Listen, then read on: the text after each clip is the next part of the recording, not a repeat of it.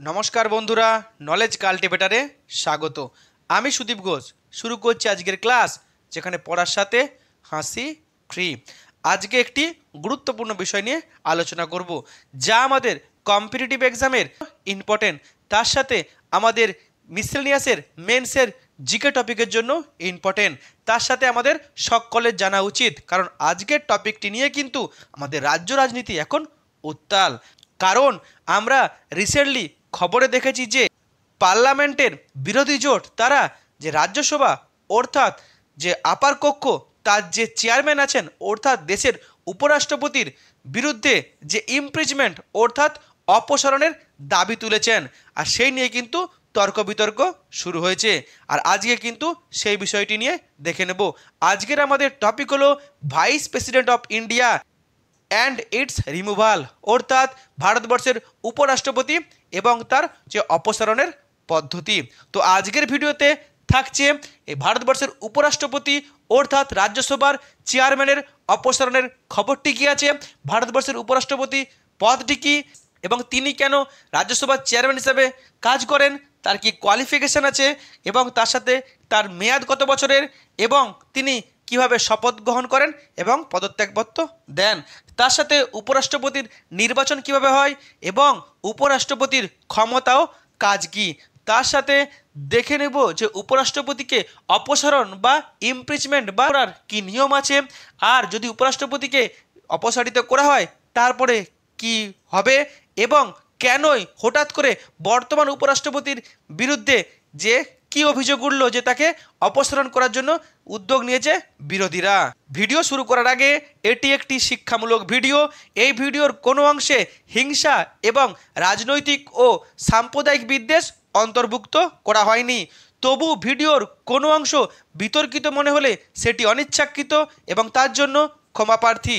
এখন ভিডিওটি পুরোপুরি দেখুন, আর এই রকম শিক্ষামূলক কারেন্ট অ্যাফেয়ার্সের টপিক সম্পর্কে জানতে চ্যানেলটি সাবস্ক্রাইব করে পাশে থাকুন। এখন আজকের আমাদের ভিডিও। বর্তমানে সংবাদ শিরোনামে আসছে কি যে ভারতবর্ষের উপরাষ্ট্রপতিকে অপসারণের জন্য দাবি তুলেছে বা পদক্ষেপ নিয়েছে ভারতবর্ষের পার্লামেন্টের বিরোধী পক্ষ।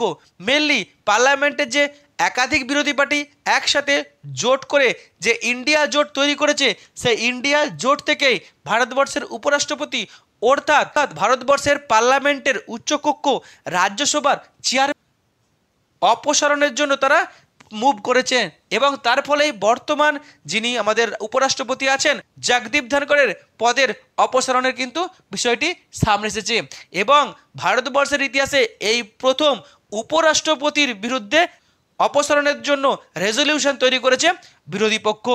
এখন বিষয়টি আমাদেরকে জানতে গেলে আমাদেরকে দেখে নিতে হবে এই উপরাষ্ট্রপতি পদটি কী, যেটি আমাদের কম্পিটিটিভ এক্সামের অত্যন্ত গুরুত্বপূর্ণ। ভাইস প্রেসিডেন্ট বা উপরাষ্ট্রপতি অর্থাৎ যিনি রাজ্যসভার চেয়ারম্যান হিসেবে কাজ করেন।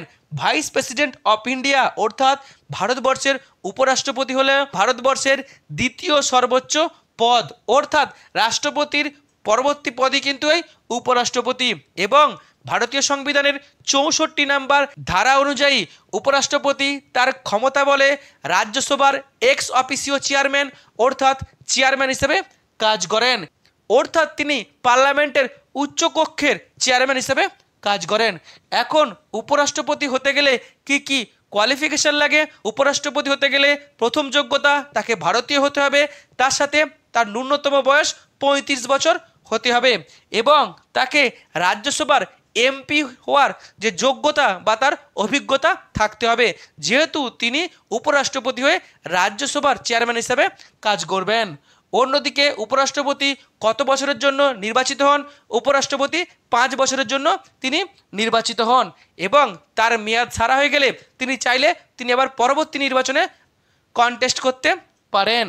এখন উপরাষ্ট্রপতিকে শপথ বাক্যকে পাঠ করায়, উপরাষ্ট্রপতিকে শপথ বাক্য পাঠ করান ভারতবর্ষের রাষ্ট্রপতি এবং উপরাষ্ট্রপতি যে তার পদত্যাগপত্র রেজিগনেশন লেটার তিনি পাঠান ভারতবর্ষের রাষ্ট্রপতির কাছে। এখন উপরাষ্ট্রপতি নির্বাচন কিভাবে হয়?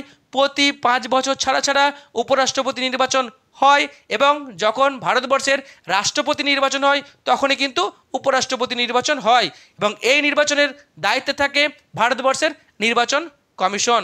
এখন উপরাষ্ট্রপতি নির্বাচনে কারা কারা ভোট দেন?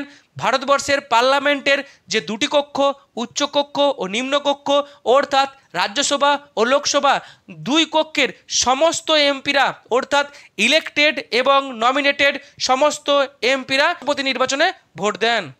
এখন উপরাষ্ট্রপতির ক্ষমতা ও কাজ। উপরাষ্ট্রপতি হলো ভারতবর্ষের দ্বিতীয় সর্বোচ্চ পদ এবং উপরাষ্ট্রপতি পদের যে লেভেল সেটা কিন্তু ভারতবর্ষের রাষ্ট্রপতি এবং সুপ্রিম কোর্টের প্রধান বিচারপতির প্রায় কাছাকাছি।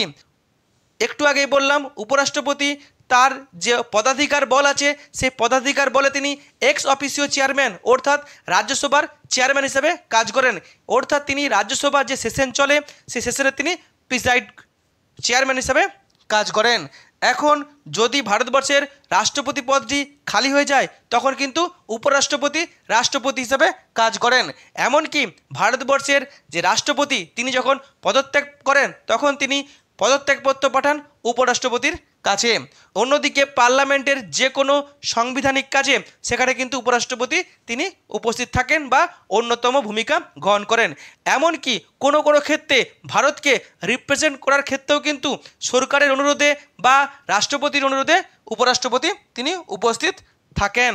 এখন উপরাষ্ট্রপতির যে অপসারণ বা ইমপিচমেন্ট কীভাবে হয়, ভারতীয় সংবিধানের ৬৭ নম্বর ধারাতে কিন্তু এই উপরাষ্ট্রপতির অপসারণের কথা উল্লেখ আছে, যেখানে উপরাষ্ট্রপতি তিনি তার মেয়াদের আগেই নিজের ইচ্ছায় রাষ্ট্রপতির কাছে তিনি পদত্যাগপত্র পাঠাতে পারেন।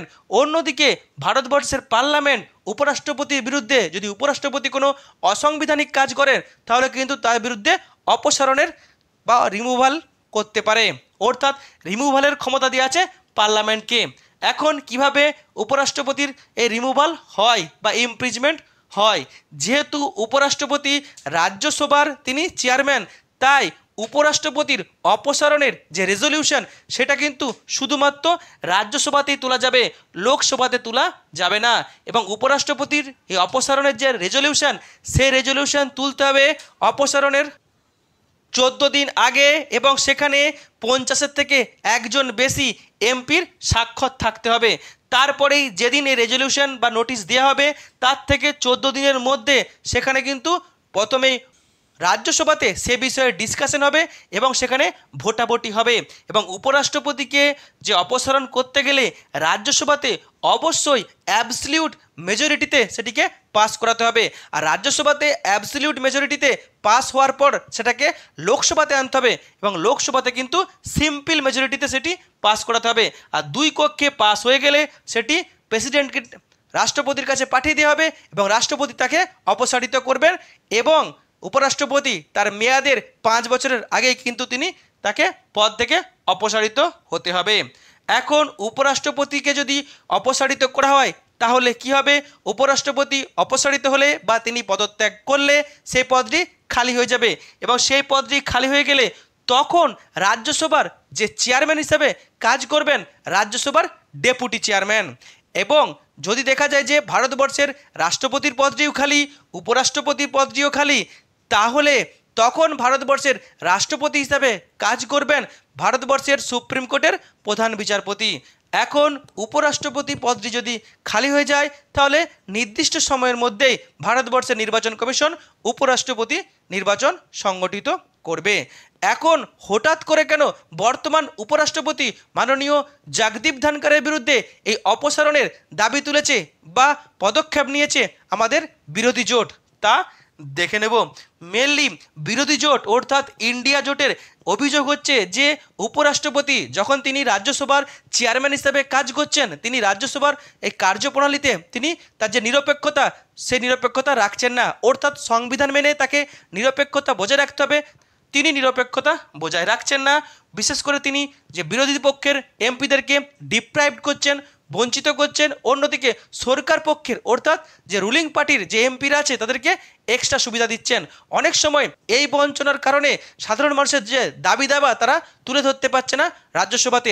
এমন ঘটনা আমরা দেখেছি যে উপরাষ্ট্রপতি অর্থাৎ রাজ্যসভার চেয়ারম্যান একাধিকবার বিরোধী পক্ষের একাধিক এমপিকে তিনি সাসপেন্ড করেছেন।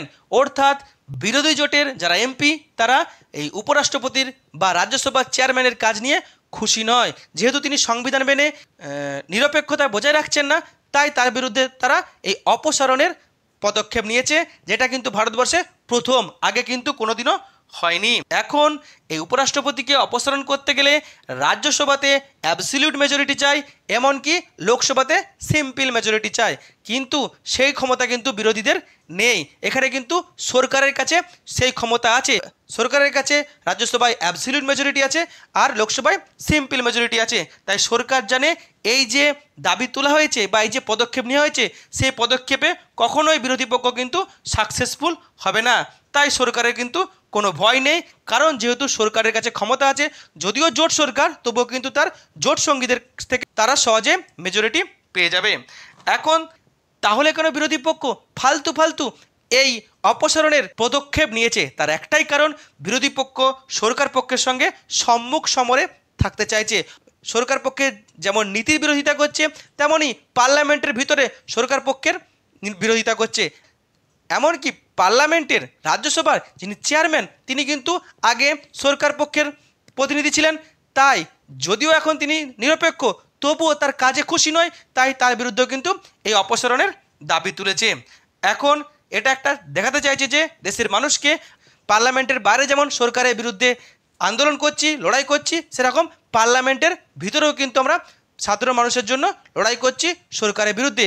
যখন মানুষের কথা বলতে যাচ্ছি তখন রাজ্যসভার চেয়ারম্যান আমাদেরকে সুযোগ দিচ্ছে না, তাই আমরা তার প্রতিবাদেই এই রিমুভালের দাবি তুলেছি বা পদক্ষেপ নিয়েছি। এখন সরকার পক্ষের কোনো চিন্তা নেই, কারণ তাদের কাছে কিন্তু যথেষ্ট মেজরিটি আছে। কোনোভাবেই জগদীপ ধনকরের এই যে অপসারণ সেটা কিন্তু সহজে সফল হবে না, এবং এই ভোটাভুটির পরে যখন ডিসকাশন হবে তখনও কিন্তু এই সরকার পক্ষ সুযোগ পাবে বিরোধীদেরকে এই ইস্যুতে একটু ক্রিটিসাইজ করতে। অন্যদিকে সরকার পক্ষের এখন লক্ষ্য হচ্ছে বিরোধী জোটে ভাঙন ধরানো, কারণ বিরোধী জোটের মধ্যে কিন্তু একাধিক ডিসপিউট চলছে। এটাই হলো টোটাল বিষয়টি, যেটি আমি পুরোটি তুলে ধরলাম। এখন এই ভাইস প্রেসিডেন্ট পদটি নিয়ে একাধিকবার যে জিকেতে কোশ্চেন এসছে পরীক্ষায়, তা আমরা দেখে নেব। প্রথম উপরাষ্ট্রপতি হলেন সর্বপল্লী রাধাকৃষ্ণন। তিনি সবথেকে দীর্ঘ সময়ের উপরাষ্ট্রপতি, 2 বার ছিলেন, এবং তিনি কিন্তু প্রথম আনঅপোজড উপরাষ্ট্রপতি। পরবর্তী ক্ষেত্রে দ্বিতীয় দীর্ঘতম পদে থাকা উপরাষ্ট্রপতি হলেন হামিদ আনসারি। দ্বিতীয় যিনি আনঅপোজড হিসাবে উপরাষ্ট্রপতি হয়েছিলেন তিনি হচ্ছেন হেদায়াতুল্লাহ, এবং উপরাষ্ট্রপতি থাকাকালীন যিনি মারা গিয়েছিলেন বা প্রয়াত হয়েছিলেন তিনি হলেন কৃষ্ণা কান্ত। এই হলো আজকের ভিডিও, যেখানে আমি টোটাল বিষয়টিকে সুন্দরভাবে তুলে ধরার চেষ্টা করলাম। ভিডিওটি এখানে শেষ হলো। ভিডিওটি যদি ভালো লাগে অবশ্যই লাইক, কমেন্ট, শেয়ার এবং চ্যানেলটি সাবস্ক্রাইব করতে ভুলবেন না। আবার দেখা হবে নতুন একটি ভিডিওতে। ততক্ষণ পড়তে থাকো, হাসতে থাকো।